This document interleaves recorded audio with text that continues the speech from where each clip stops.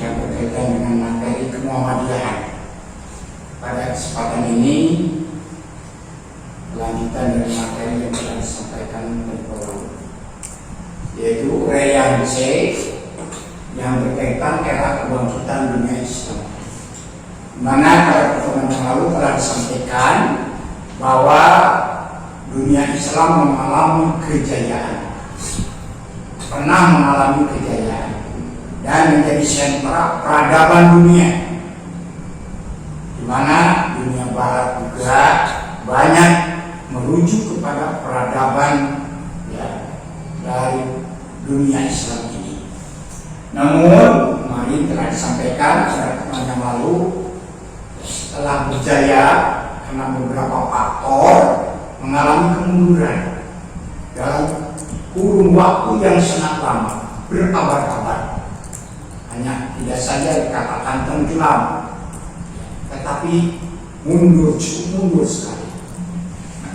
Kemudian negara yang namanya kehidupan dunia, ada masa kejayaan, ada masa kemunduran.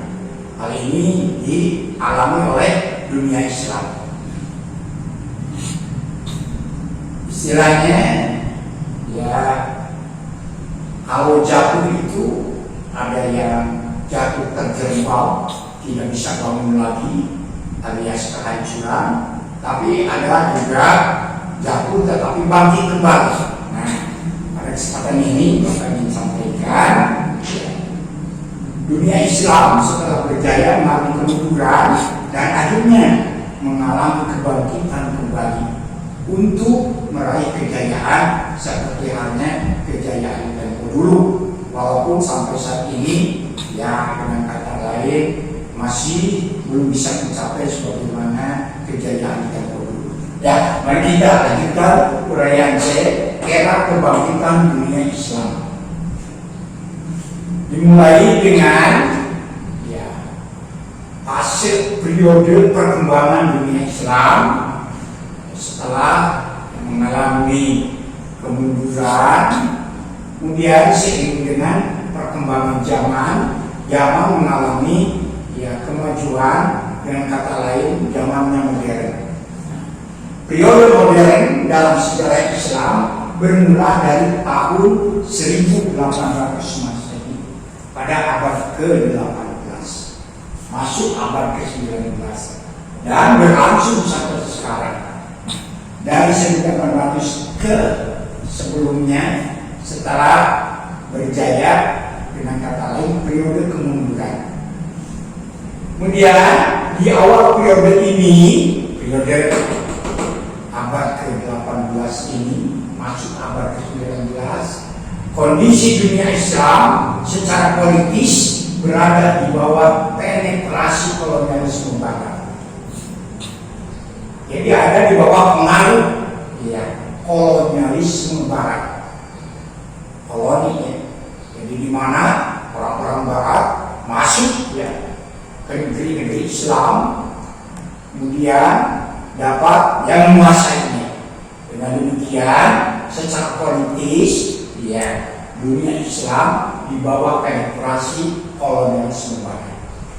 Baru pada pertengahan abad ke-20 Masehi, ya, sekitar tahun 1900-an, dunia Islam bangkit memerdekakan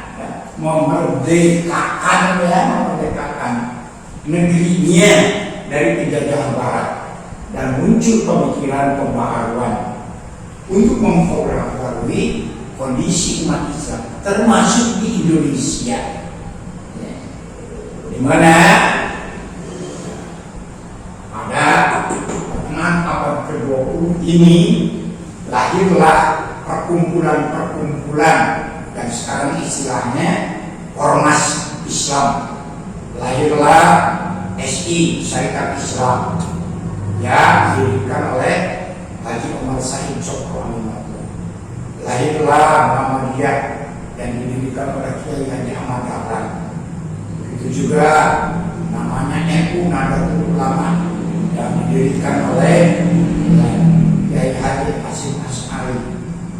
lahirlah Ormas, Perkumpulan Persatuan Islam yang didirikan oleh Kiai Jam-Jam dan rekan-rekan. Ini pada abad yang pertengahan abad ke-20 seperti halnya ya Muhammadiyah lahir pada tahun 1912, berkembang ya, kemudian ya sehingga bisa masuk ke pelosok-pelosok di Indonesia ini.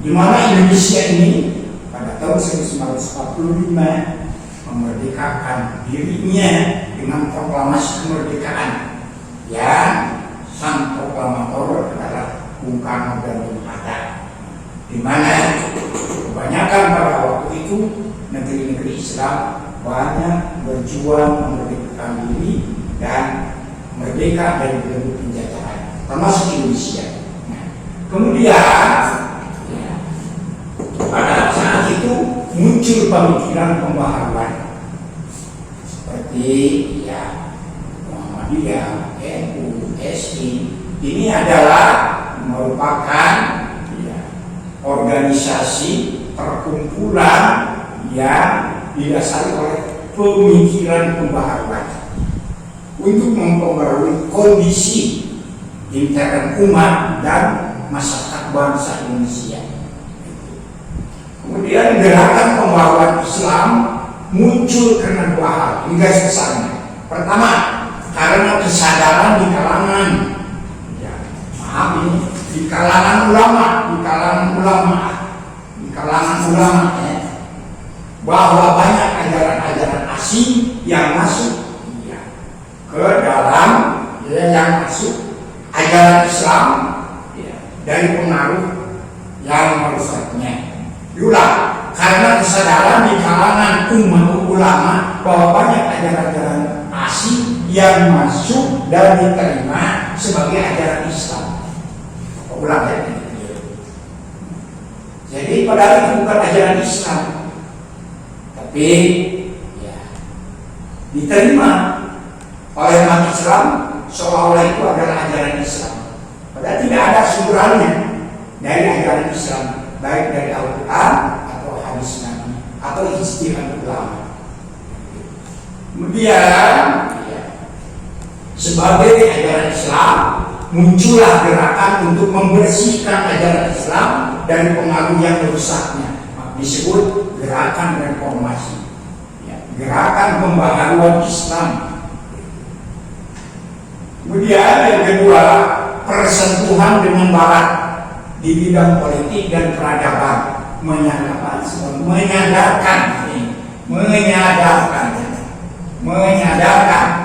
tokoh-tokoh Islam akan ketinggalannya.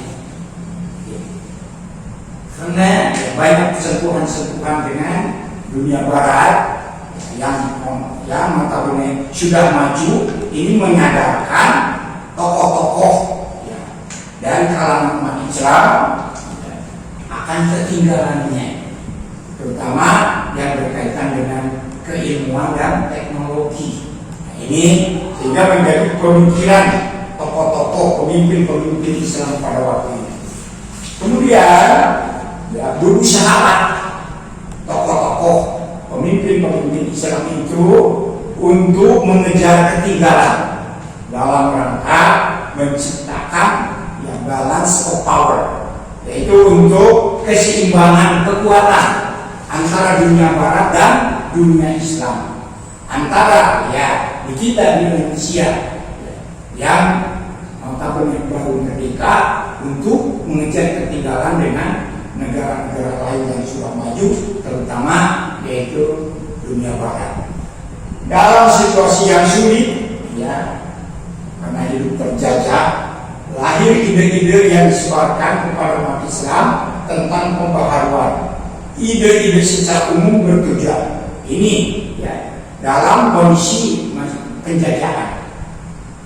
Lahirlah ide-ide gagasan-gagasan tentang pembaharuan atau reformasi ini, di mana ide gagasan tersebut bertujuan satu, membangkitkan kebebasan Islam sebagaimana masa-masa kejayaannya.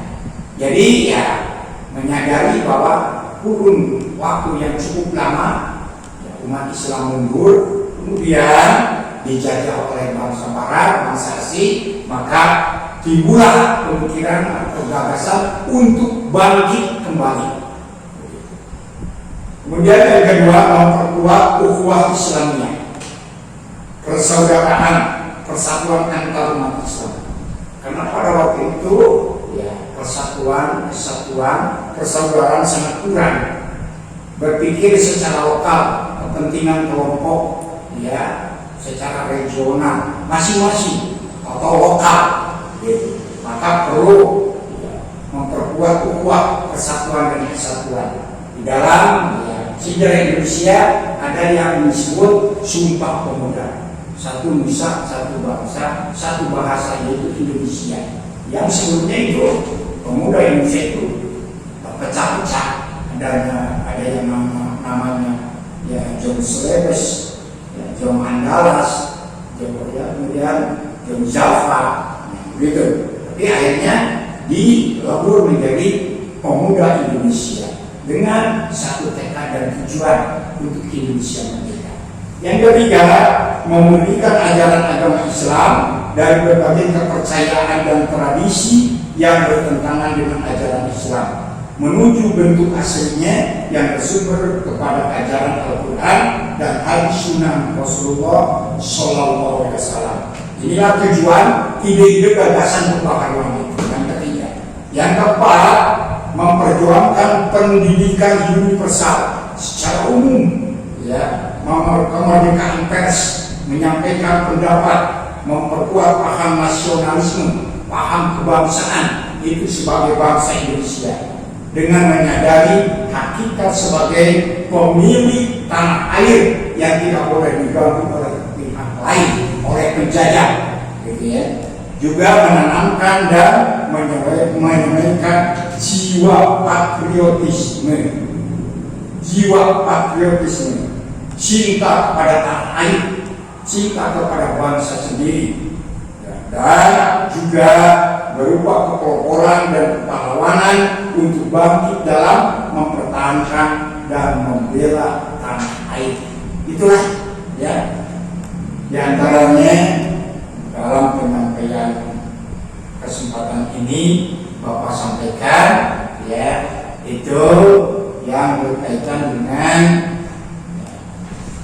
kemunduran umat Islam, dan kemudian pada pertemuan yang lalu disusul dengan kebangkitan dunia Islam, termasuk dunia Islam di negeri kita yang tercipta Indonesia ini, dan dengan lahirnya ya organisasi Islam sebagai cikal bakal perjuangan bangsa dan sebagai bidang lahir yang membidangi lahirnya negara kesatuan Republik Indonesia, diantaranya Syarikat Islam, SI, Muhammadiyah, NU, Nahdlatul Ulama, Persis, dan lain-lain sebagainya.